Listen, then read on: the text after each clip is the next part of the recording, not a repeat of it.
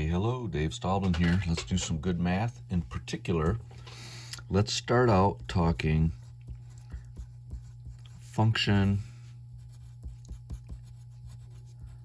operations. So before we get started, let me just talk about function notation. We are used to looking at equations like y equals 3x plus 8, or say y equals 2x minus 12. These are two different equations. Well, if we want to work these in the same problem, how do you differentiate between the two? Well, we could use function notation, and we could say, instead of calling this y, we could call this f of x. And we could call this g of x. And so whether you use y or you use g of x or f of x, it's the same thing. It's just a different way of showing it. So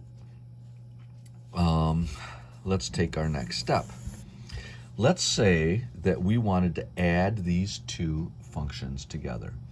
Let's say that we wanted to take f of x and add g of x to it. Well, before we do that, I just want to say that this could also be written f plus g of x. And those are the same meaning, although they're written different ways. Okay? So what we're going to do is we're going to add these two together. Well, we can substitute f of x is 3x plus 8, and g of x is 2x minus 12, and now we just combine like terms. So 3x and 2x is 5x, 8 minus 12 is negative 4, and we have combined them together. So that's a function operation. Now we can do the same thing with subtraction.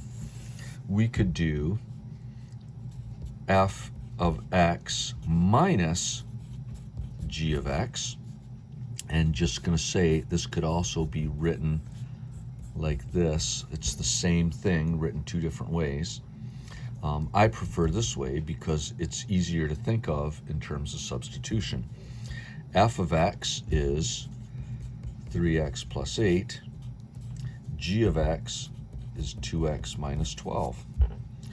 Now, I'm going to do this. 3x plus 8 minus 2x minus a minus is plus 12. And now it's easier to combine terms. So 3x minus 2x is 1x. 8 plus 12 is 20.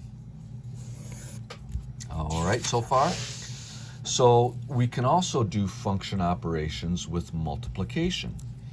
We could do f of x times g of x. Now, I just want to say that this can also be written as f times g of x, and these mean the same thing. Again, I prefer this form because we can substitute directly in the f function times the g function. Substitute in, this is 3x plus 8, this is 2x minus 12. Now, what do? You distribute or FOIL.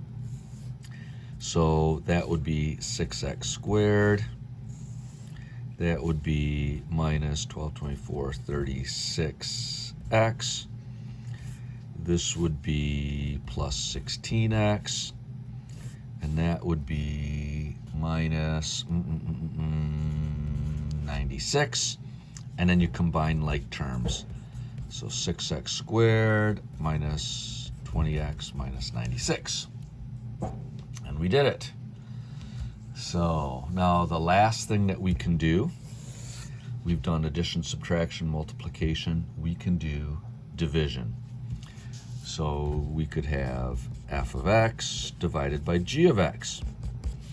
And just saying, it's also can be written like that. Both mean the same thing. I prefer this way because it's easy to say, well, I'm going to put f of x there and g of x there, and then simplify. So 3x plus 8, 2x minus 12. And then you should always see if you can do any factoring. This cannot be factored. Can factor a 2 out of that. Alas, nothing else can be